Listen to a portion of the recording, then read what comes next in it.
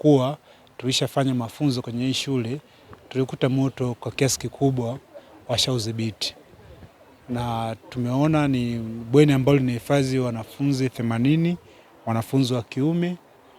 Utaona vitu vingi hapa nje vimetolewa nje kwamba madhara ni machache.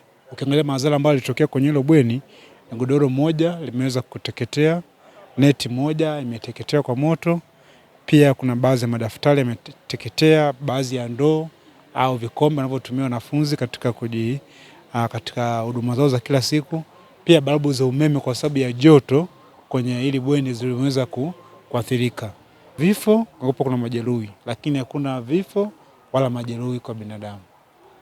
Kuona moshi mkubwa umetanda bweni la wavulana wapatao 96. Vijana walikimbia kutupa taarifa kwamba kuna moshi. Basi walimu kwa ujumla wake tulikimbia kuelekea eneo la tukio na kupambana na kuzima ule moshi.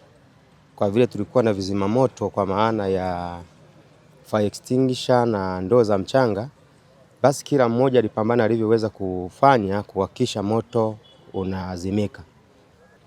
Kwanza kabisa tukio limeanza, tulikuwa darasani tuko tunafundishwa. Wa pembeni yangu aliyekuwa dirishani akamwambia madam ule si ni moto dirishani. Madam akasema ni moto, waini mkazime. Mimi ndo nikawa kwanza kufika huku na tulikuwa na mwalimu. Tukamwaga kwa chini tukaona kweli unazima.